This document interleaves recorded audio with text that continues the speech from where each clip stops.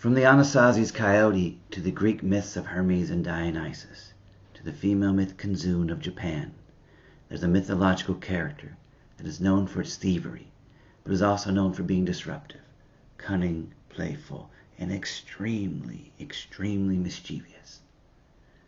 In the world of gobbledygook academic archetypal language, this figure is known as no other than the trickster.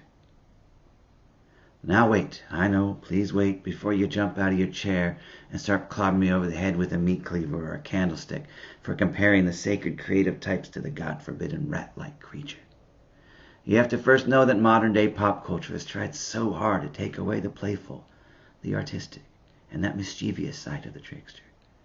They've changed into some sort of supervillain who is heavy on the mother issues and the Arrested Development side. They've made them into a person who likes to dress in clown costumes and Speedos and hangs around penguin human hybrids. They've created a new person who's obsessed with ruling the world, chasing money and living in underground bunkers. But this has little, if anything, to do at all with the trickster. Not even close. They're not a con man or an individual obsessed with power. They're too busy being curious, too busy being playful, too busy being mischievous to worry about any of this. That kind of life would bore the trickster.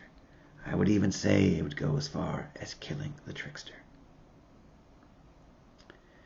The trickster won't show up at your house and try to sell you an overpriced vacuum cleaner, but it may break in and paint the vacuum cleaner you already own to resemble a tree.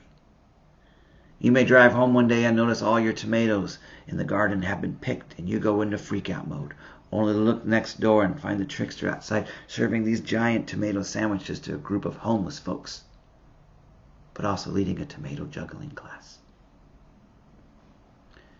Now, the trickster is not interested in bragging about all the time it spent meditating in a shaman's hut, or showing off all the medals it was awarded at a soldier's camp, or reciting scripture in perfect Sanskrit in some sacred monastery. Not at all. They have no interest in that. But they may run through each of these places, though, and crack a hole in them, and light them all up with mischief and magic and curiosity. See, the trickster is not the guiding spirit or the guru at the top of the mountain, but maybe more of the spirit of the doorway, or the light at the crossroads, or the one who wanders from town to town but belongs to nowhere. The trickster who is the one who waits for crazy accidents to happen and then capitalizes on the beauty of chance. Rather than be Greek, Irish, African, or Native American, the trickster is essential for creation. When the world becomes overly stale and academic and is headfirst in what is known as the proper way, the trickster will appear and start cutting holes in things. They will. They'll sneak in somehow, mess the place up, throw things around, and leave the cabinet drawers open. The academics will freak out and board up the windows and go into protective mode. The religious clergy will grab their candles and books and go hide underground, and the political gatekeepers will probably just still blame Obama. But the storytellers, the poets, the songwriters, and those annoying creative types will all recognize it for what it really is. They will know that it was the trickster, and they know that this had to happen.